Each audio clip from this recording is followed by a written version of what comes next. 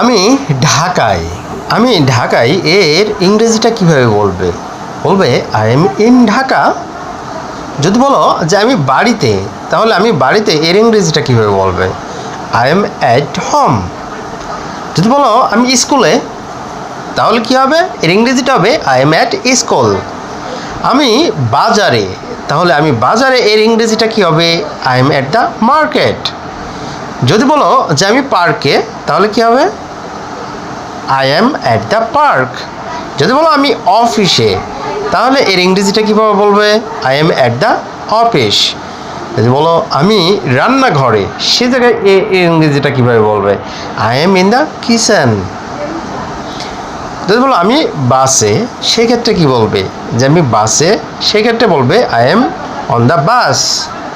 যদি বলো যে আমি ক্লাসে, তখন কি বলবে? I am in the class. যদি বলো আমি দোকানে, তাহলে কি বলবে? I am at the shop. তাহলে দেখো এখানে কোথায় ইন বসছে, কোথায় অ্যাট বসছে এবং কোথায় অন বসছে। বাসের ক্ষেত্রে আমরা বসালাম I am on the bus, তার মানে কি আমি বাসে আছি।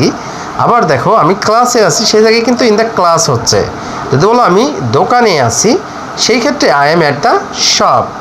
আবার পার্কে, অফিসে, মার্কেটে, স্কুলে, বাড়িতে বোঝাতে আমরা অ্যাট ব্যবহার করছি। শুধুমাত্র দেখো দোকানে, অফিসে, পার্কে, মার্কেটে, স্কুলে, বাড়িতে, এগুলো বোঝাতে আমরা অ্যাট ব্যবহার করছি। এবং দেখো ঢাকা একটা বড় স্থানের নাম, দ্যাটস আমরা এখানে ইনটা ব্যবহার করলাম। ক্লাসরুম, সেই ক্ষেত্রে কিন্তু আমরা ইনটা ব্যবহার করলাম অলরেডি ক্লাসরুমের ভিতরে। এই ক্ষেত্রেগুলোতে আমরা কী ব্যবহার করলাম? ইন ব্যবহার করলাম। কিন্তু অনটা ব্যবহার করলাম বাসের ক্ষেত্রে, আমরা অনটা ব্যবহার করছি। যাই হোক বন্ধুরা, তোমাদের কাছে যদি মনে হয়ে থাকে ভিডিওটা দেখে কিছু শিখতে পেরেছো, অবশ্যই ভিডিওটা শেয়ার করে দাও। আজকে পর্যন্ত ভালো থেকো, সুস্থ থেকো, আল্লাহ হাফেজ।